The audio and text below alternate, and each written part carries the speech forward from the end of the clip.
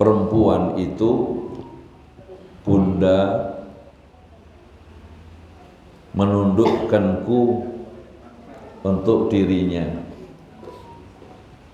Jadi apa yang dia omongkan beliau salah. Yang benar bukan seperti itu. Yang benar justru beliau yang ingin menggoda saya. Yang benar beliau kejar-kejar saya. Dan ada saksinya. Wa syahida syahidun min ahliha. Seorang saksi dari keluarga perempuan itu memberikan kesaksian. Saya ngomong ini enggak asal ngomong, Tuan. Tidak pantas saya menggoda orang yang banyak berjasa kepada kami. Jadi yang benar itu hiya rawadatni an nafsi. Yang benar itu dia yang menggodaku dan merayu diriku untuk dirinya. Kira-kira mohon maaf Tuan, ini yang bisa saya sampaikan. Wa syahida syahidun min ahliha, dan Tuan bisa tanya sama saksi keluarga. Ya, tanya pada saksi keluarga, karena ini sensi Pak Asri ya. Ini harga diri, ini kehormatan siapapun, kehormatan keluarga untuk menjaga kehormatan Zulaikha sampai bohong, untuk menjaga kehormatan dirinya depan suami Zulaikha sampai mau bohong. Dan Nabiullah Yusuf alaihissalam juga menjaga harga diri sebagai hamba Allah. Nabiullah Yusuf alaihissalam memberi jawaban, hiya rawadatni an nafsi. Ya, yang benar justru dia yang menggodaku dan merayu diriku. Dia yang merayu saya, dia yang menggoda saya. Dan Tuhan bisa tanya wa syahida syahidun min ahliya. Tuhan bisa tanya kepada saksi keluarga yang kami harapkan beliau mau bersaksi. Bapak Ibu yang dimuliakan Allah, in kana qamisuhu qutta min qubulin fasadaqat wa huwa minal kadzibin. Saksi mulai bicara. In kana qamisu qutta min qubulin, disebutkan di situ jika baju gamisnya itu koyak di bagian depan, maka dia benar. Fasadaqat. Jadi in kana qamisu qutta min qubulin fasadaqat. Kita lihat bareng-bareng gamisnya itu sobeknya di mana, koyaknya di mana. Kalau ternyata koyaknya itu dari depan, berarti Tuan bener, istri Tuan bener. Ini Masya Allah luar biasa. Wa huwa minas shadiqin. Wa in kana qamisu min duburin fakadzabat wa huwa minas shadiqin. Dan jika gamisnya itu sobeknya dari belakang, terkoyaknya dari belakang, fakadzabat, berarti Tuan bohong dan dia yang benar. Yang namanya kejar-kejaran, kalau benar Zulaikha itu dikejar sama Nabi Yusuf, berarti sobeknya depan. Tapi kalau sobeknya belakang, berarti yang salah Tuan, perempuan yang ngejar. Nabi Yusuf Bener. Ternyata sobeknya baju Nabi Yusuf alaihissalam itu sobeknya dari belakang. Berarti Nabi Yusuf yang dikejar-kejar. Ini ilmu pembuktian. Termasuk ilmu pembuktian yang Allah abadikan kasus Nabiullah Yusuf alaihissalam. Ini luar biasa. Ibu bapak yang dimuliakan Allah, diperiksalah rame-rame, diperiksa bareng-bareng. Oh kalau begitu ayo cross check, kalau begitu ayo tabayun. Ya, kita sama-sama tabayun, lihat. Falamma ra'a qamisahu min falamma ra'a qamisahu qutta min duburin, maka tatkala ya dilihat, di situ disebutkan di ayat yang ke-28 itu, maka ketika dia suami perempuan itu melihat baju dari Nabiullah Yusuf alaihissalam itu terkoyak di belakang, ternyata terkoyaknya dari belakang. Qala, berkatalah Raja Mesir, ya, berkatalah tuan dari Nabiullah Yusuf alaihissalam, innahu min kaidikun, ini semua tipu daya kamu. Inna kaidakunna adzim, sesungguhnya tipu dayamu ini betul-betul besar. Saya tidak percaya begitu saja. Cukup arif, cukup bijak.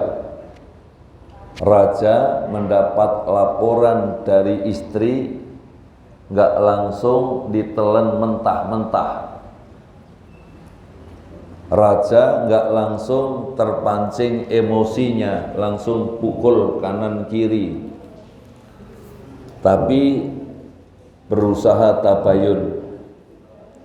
Setelah tabayun, setelah klarifikasi, Raja ngomong, Yusuf a'rid an hadza wastaghfiri li dzambik.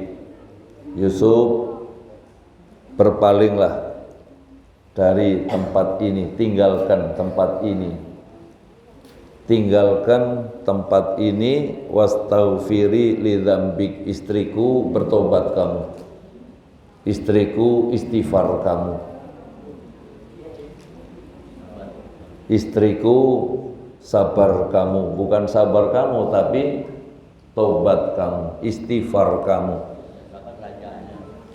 Rajanya yang sabar. Pesan sama dari Pak Asri buat raja, wahai raja sabar. Tapi pesan raja kepada istrinya, istighfar kamu. Kalau dilanjutkan, nggak nyangka saya sama kamu, kira-kira gitu. Cuman nggak diucapin begitu. Bahasanya wastaghfiri li dzambik, istighfar kamu, bertobat kamu, mohon ampun kamu semua. Karena kalau kamu nggak bertobat, bayang-bayang itu akan selalu ada. Kalau kamu nggak bertobat, bayang-bayang itu yang akan terus menghantui perjalanan kita. Bisa nggak menghantui perjalanan rumah tangga? Wastaghfiri li dzambik, istighfar kamu, bertobat kamu. Bahasa kasarnya berhenti kamu. Karena kalau nggak berhenti, Bapak nggak main-main. Tapi kalau kamu mau bertobat, kamu mau berhenti dari sifat yang tidak baik ini, Bapak masih mau ngampuni, Bapak memaklumi, Bapak memberi kesempatan. Ibu bapak saudara yang dimuliakan Allah, saran raja luar biasa. Saran raja kepada istrinya supaya bertobat, sebab kalau tidak bertobat dosa itu bisa menghantui pribadi yang bersangkutan. Dosa itu bisa membuat orang depresi. Dosa itu bisa membuat orang stres. Gimana supaya kita nggak stres masa lalu yang tidak baik? Dan saya yakin semua orang punya masa lalu. Gimana supaya tidak menghantui masa lalu yang tidak baik itu? Caranya istighfar, mengaku bersalah, bertobat kepada Allah. Lihat surat 11 ayat 3. Surat 11 ayat 3. Istaghfiru rabbakum tsumma tubu ilaihi yumattikum mata'an hasana. Nah, surat 11 ayat berapa? Ayat 3. Istaghfiru rabbakum tsumma tubu ilaihi yumattikum mata'an hasana ila ajalin musamma. Istighfar kamu, tobat kamu, mohon ampun kalian kepada Allah, niscaya Allah bakal bahagiakan kamu, Allah tenangkan kamu sampai waktu yang ditentukan. Jadi kalau kita tidak ingin dihantui masa lalu yang tidak baik, sebagaimana saran raja kepada Zulaikha, mohon ampun kamu, bertobat kamu kepada Allah, berhenti kamu dari sifat yang tidak baik. Karena dengan istighfar, dengan bertobat, dengan kembali kepada Allah, yumattikum mata'an hasana, niscaya Allah akan bahagiakan kamu kebahagiaan yang baik terus menerus sampai waktu yang ditentukan. Ibu bapak saudara yang dimuliakan Allah, ini cara yang diajarkan oleh Allah Subhanahu wa ta'ala agar masa lalu yang tidak baik tidak menghantui pelaku-pelaku dosa. Dosa bisa nggak membuat orang stres? Bisa. Agar tidak stres dengan masa lalunya, Islam mengajarkan kepada kita istighfar, mohon ampun. Apapun masa lalunya. Lihat surat 25. Surat 25 itu surat Al-Furqan. Di sana dijelaskan pelaku-pelaku dosa besar. Di ayat yang ke-69, kemudian ayat 71 dikatakan illa man taba wa amana wa amila amalan sholiha faulaika yubaddilullahu sayiatihim hasanat wa kana Allahu ghafurar rahima. Ya. Di ayat sebelumnya itu bicara tentang dosa besar, bicara tentang berzina, berdosa tentang syirik, berdosa tentang membunuh. Maka Allah akan melipat gandakan azabnya kecuali orang yang bertobat. Ayat 70-nya kan? Illa man taba wa amana wa amila amalan sholiha faulaika yubaddilullahu sayiatim hasanat wa kana Allahu ghafurar rahima. Kecuali orang yang bertobat, beriman dan beramal soleh, maka Allah ganti masa lalu yang tidak baik itu dengan kebaikannya. Faulaika yubadillahu sayyiatim hasanat. Allah ganti kejelekannya, Allah ganti masa lalu yang tidak baik itu dengan kebaikannya. Dan adalah Allah itu Maha Pengampun, Allah Maha Penyayang. Jadi kalau kita bertobat, astaghfirullahaladzim wa atubu ilaih, kita bertobat, abu'u laka bidzambi, ya Allah aku mengaku bersalah, aku mengaku bersalah, aku mengaku bersalah, atau inni dzalamtu nafsi dzulman katsira, ya Allah hamba mengakui banyak melakukan kezaliman terhadap diri hamba. Faghfirli maghfiratan min indika, ya Allah ampunkan hamba dengan ampunan dari sisimu. Warhamni innaka antal ghafur rahim, kasihani hamba, engkau maha pengampun, engkau maha penyayang. Kalau kita mengaku bersalah seperti itu, apapun masa lalunya, sekalipun mungkin sempat musyrik, sempat membunuh, sempat berzina, yakin tidak ada dosa yang tidak diampuni sama Allah, termasuk dosa syirik, kecuali dosa syirik yang dibawa mati. Kalau yang bersangkutan sempat bertobat, maka tidak ada dosa yang tidak diampuni oleh Allah. Semua dosa diampuni sama Allah. Lihat surat Az-Zumar surat 39 ayat 53. Terjemah Pak Rasul, surat 39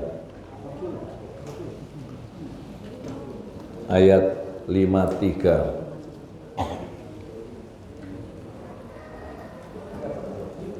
Ada datang duluan malah.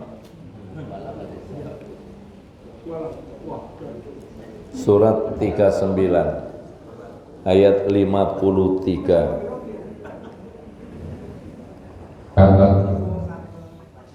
Katakanlah, wahai hamba-hambaku yang melampaui batas terhadap diri mereka sendiri, janganlah kamu berputus asa dari rahmat Allah. Sesungguhnya Allah mengampuni dosa-dosa semuanya. Sungguh Dialah yang Maha Pengampun.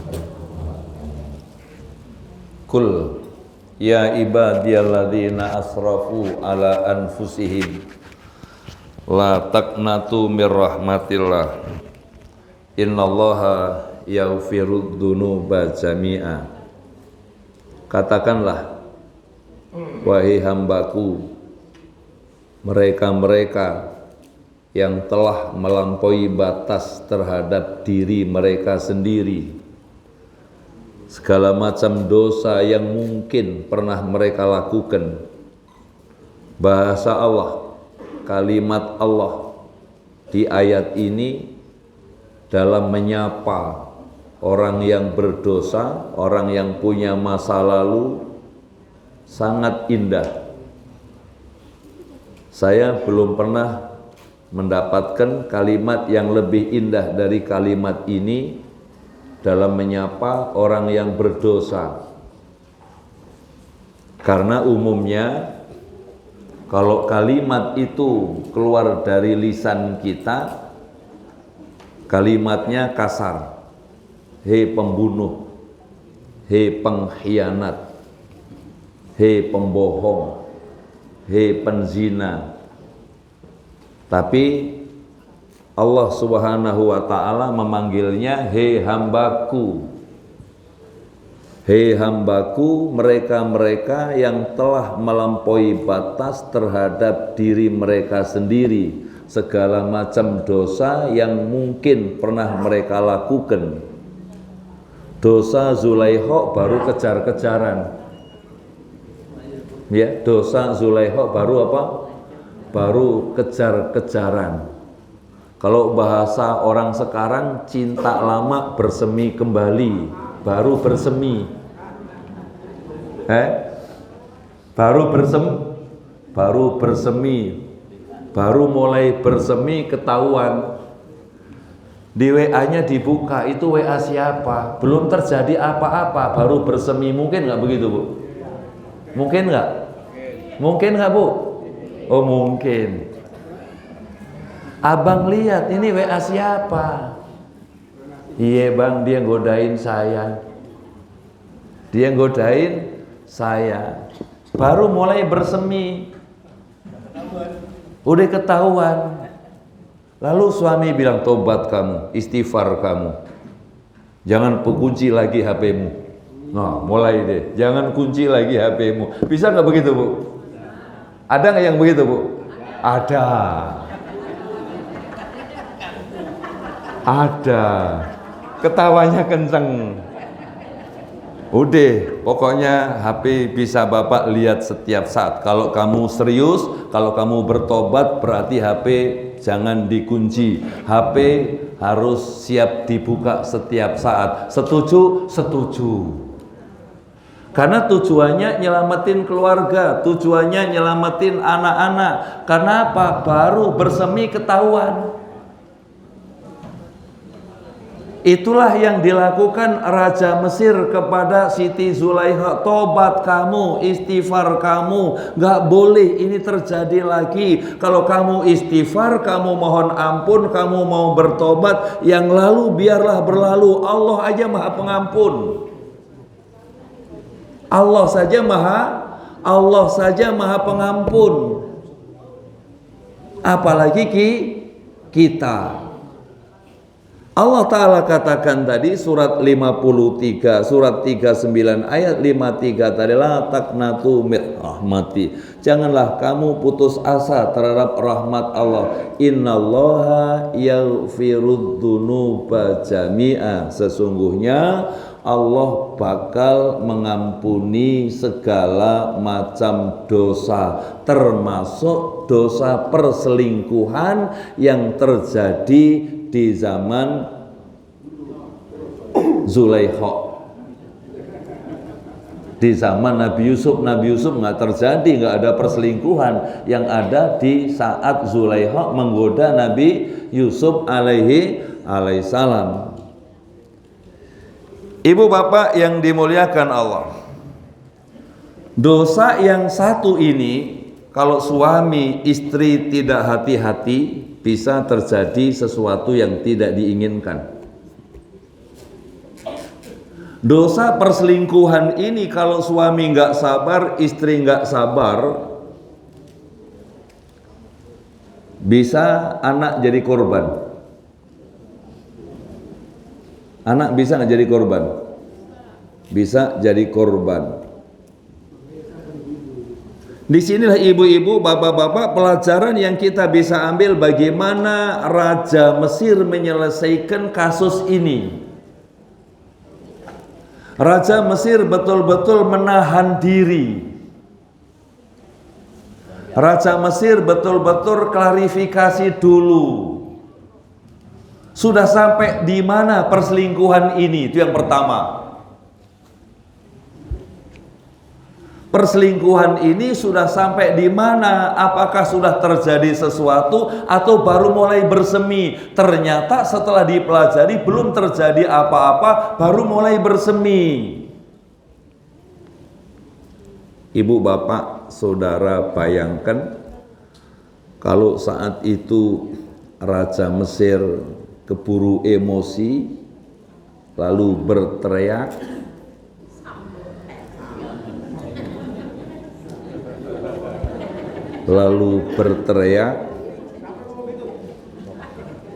siapa yang ngomong begitu, kata Pak Mahfud? Raja Mesir berteriak, kalimatnya maling aja, nggak usah tentang perselingkuhan yang dia omongkan, maling begitu. Para algojo, para pengawal semua berdatangan menghajar, habis nggak Nabi Yusuf? Habis. Dan andai Raja Mesir kala itu melakukan itu, bisa nggak? Bisa banget. Tapi ternyata Raja Mesir bisa nahan diri, Raja Mesir bisa berusaha klarifikasi, Raja Mesir berusaha tabayun, istrinya selamat, Nabiullah Yusuf selamat. Ini yang harus diambil, karena hal yang seperti ini bisa aja terjadi pada kita, keluarga kita, anak mantu cucu kita. Kenapa? Yang namanya manusia itu, siapapun beliau, punya syahwat, punya keinginan. Dan itu yang Allah katakan, zuyyina linnasi hubbus sahawat minan nisa wal banin wal qanatiril muqantarati minadz zahabi wal fiddah wal khailil musawwamati wal an'am ila akhiri ayat. Ibu bapak saudara yang dimuliakan Allah, cara yang kedua itu tadi istighfar. Cara yang kedua mengaku bersalah. Mengaku bersalah sama suami, bang maafin saya, maafin saya, maafin saya. Atau sebaliknya, suami yang salah, bunda maafin saya, maafin saya, maafin saya. Kami sayang keluarga, kami sayang anak-anak. Kalau sudah seperti itu jangan ego. Enggak, saya enggak salah. Enggak, saya enggak bersalah, sementara ada bukti. Kira-kira gimana Pak? Rame enggak Pak? Tempeleng. Dengerin Pak Asri, tempeleng. Kalau udah tempeleng, banting HP, kira-kira selesai enggak? Ribut. Masing-masing ego, enggak nahan diri, dipastikan yang ditakutkan Nabi kita Muhammad sallallahu alaihi wasallam, abghadul halali indallahi at-talaq, sesuatu yang dihalalkan Allah tapi dimurkai oleh Allah Subhanahu wa taala, perceraian. Dan terjadinya perceraian di Jakarta Pusat di tahun 2022 kemarin, kasusnya 4.800 kasus, itu hanya salah paham. Karena ada WA. Iya, karena salah paham, kata Pak Yai, dari mak-mak. Kasusnya salah paham. Akhirnya rebutan HP. Setelah rebutan HP, dibanting HP-nya. Nggak terima HP-nya dibanting, nggak terima HP-nya disadap.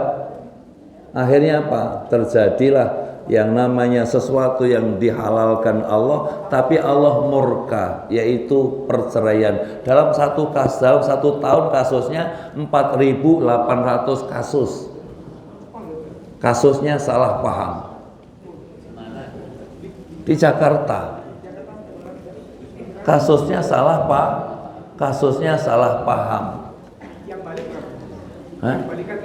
Ya, nggak disebutkan di situ yang rujuk. Yang rujuk, yang balikan lagi, terus maafin bang, rupanya sendiri nggak enak. Atau yang cari baru, bisa jadi nggak disebutkan di situ. Itu pertanyaannya, yang balik berapa, yang rujuk berapa? Kata ibu, memang gue pikirin. Ibu bapak yang dimuliakan Allah. Oke, inilah tentang bagaimana kita bertobat. Sekali lagi, cara yang dilakukan Raja Mesir tadi kepada istrinya, suruh bertobat, suruh berhenti dari itu. Karena kalau tidak bertobat, terus menghantui perjalanan keluarga, dan terus menghantui perjalanan keluarga. Yakin makan nggak enak, tidur nggak enak, ya enaknya di mana? Kalau terus itu yang dilihat, dosanya itu yang dilihat, ya.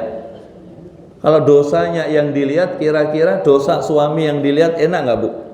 nggak enak. Sebaliknya kalau dosa istri tadi yang dilihat, dosa itu yang diungkap terus, dosa itu yang terus disebut-sebut, yakin pasti tidak ada yang namanya kenyamanan. Maka caranya jangan diungkap lagi yang udah-sudah. Jadi kalau sudah bilang, bang saya bertobat, bang saya minta maaf, silahkan pegang HP saya. Kalau sudah seperti itu, yang lalu biar berlalu. Susah kata Pak Tribun. Ada masalah dikit diungkap lagi, ada masalah dikit diungkap lagi, ada masalah dikit diungkit lagi. Akhirnya apa? Akhirnya apa? Bablas. Nekat. Loh, yang bilang itu Bu Dede, nekat. Jadi kalau sudah maafin saya, maafin saya, maafin saya, yang lalu biarlah berlalu. Yang akan datang sambutlah dengan lembaran yang lebih baik. Bismillah bersama-sama. Suami punya istri, istri pun punya dosa. Suami punya dosa, istri pun punya dosa. Yang lalu biar berlalu. Masa lalu yang tidak baik, perselingkuhan tadi, jangan diungkit-ungkit lagi. Setuju nggak, Bu? Loh, setuju.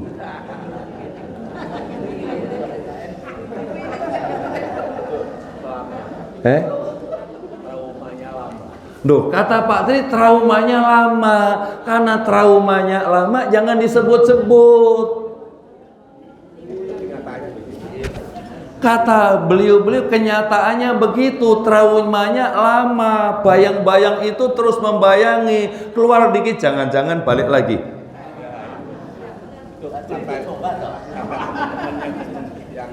Kata teman-teman yang punya perjalanan kasus seperti ini, traumanya lama, sembuhnya lama. Tapi kalau sudah nyerahkan HP-nya, bener-bener sudah maafin saya, coba siapa sih nggak punya dosa? Maka cara yang Allah ajarkan tadi, biar tenang, Allah kasih ketenangan, istighfar. Istighfar kamu, bertobat kamu, mohon ampun kepada Allah. Niscaya Allah bahagiakan kamu dengan kebahagiaan yang baik terus menerus sampai waktu yang ditentukan, sampai akhir perjalanan rumah tangga. Bertemu tidak hanya di dunia, bertemu pula nanti di hadapan Allah. Kenapa? Cita-cita kita itu berkumpul tidak hanya di dunia, berkumpul pula nanti di hadapan Allah. Bunda lihat, ayah lihat surat 22 ayat 21, itulah obsesi kita, itulah harapan kita. Walladzina amanu wattaba'athum dzurriyyatuhum biimanin alhaqna bihim dzurriyyatahum wama alatna min amalihim min syai' kullu mri'in bima kasaba rohin. Pak Rasul lagi deh, boleh.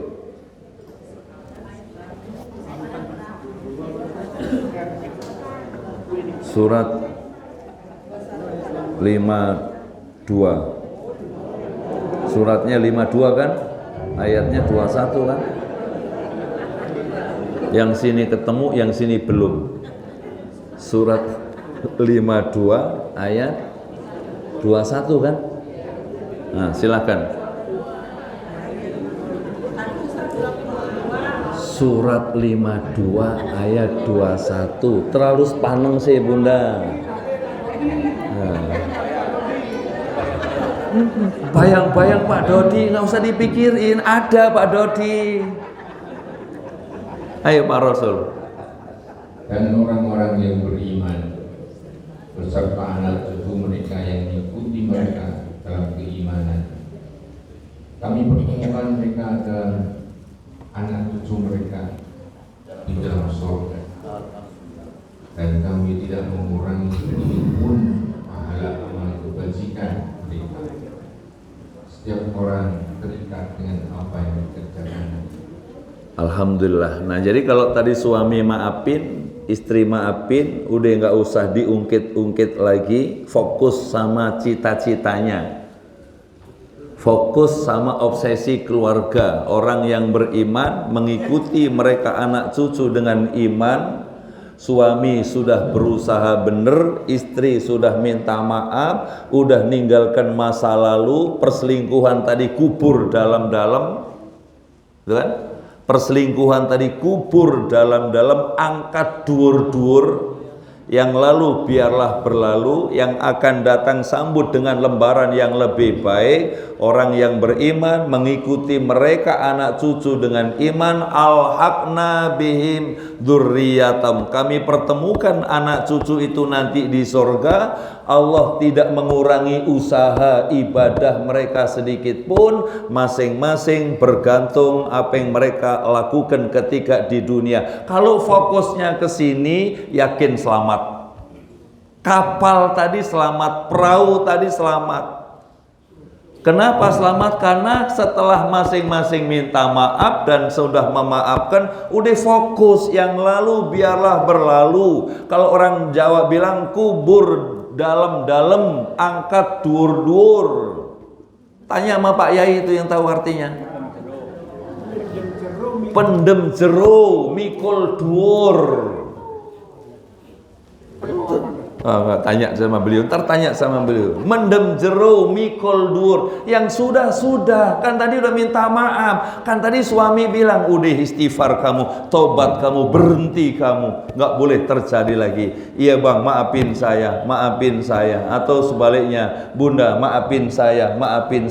Karena yang salah itu bisa suami, yang salah itu bisa istri. Yang biasanya banyak salah urusan begini suami apa istri, Bu? Yang biasanya banyak salah urusan perselingkuhan begini istri apa suami? Kalau yang di sini ditanya istri. Artinya apa? Dua-duanya punya kecenderungan itu. Tapi kalau dua-duanya fokus tujuan awal dalam berumah tangga tadi, berkumpul tidak hanya di dunia, berkumpul pula nanti di hadapan Allah. Yakin yang lalu biar berlalu, yang akan datang sambutlah dengan lembaran yang lebih baik. Lihat anak, lihat cucu. Kalau sudah kasus seperti itu, lihat anak, yang dilihat anak, yang dilihat anak, yang dilihat cucu, yang dilihat cucu. Sebab kalau yang dilihat egonya masing-masing, nggak akan selesai. Tapi kalau yang dilihat anak, yang dilihat cucu, yakin dua-duanya legowo, bismillah menyongsong hari esok yang lebih baik. Insya Ibu bapak saudara yang dimuliakan Allah, selanjutnya kita buka dialog dan tanya jawab. Saya yakin ini banyak pertanyaan, monggo silahkan.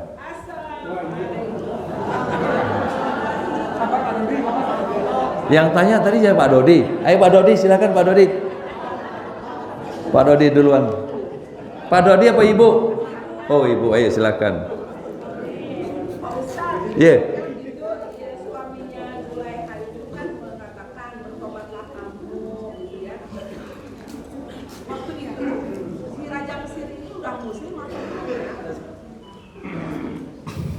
Ibu bapak yang dimuliakan Allah, pertanyaannya, si Raja Mesir ini sudah muslim apa belum? Nah, Raja Mesir ini yang saya tahu saat itu belum. Nabiullah Yusuf alaihissalam diutus oleh Allah, putra dari Nabi Yakub alaihissalam, Wastaghfiri li dzambik itu maksudnya bertobat kamu, mohon ampun kamu, maksudnya tinggalkan perselingkuhan yang seperti ini, pikiran seperti ini harus kamu tinggalkan. Maka bahasanya istighfar kamu, mohon ampun kamu, tinggalkan pikiran pengen melihat orang lain lebih baik dari suami. Tinggalkan pikiran membanding-bandingkan. Ini kan biasanya kan gitu, ya Allah kenapa dapat yang begini gitu kan.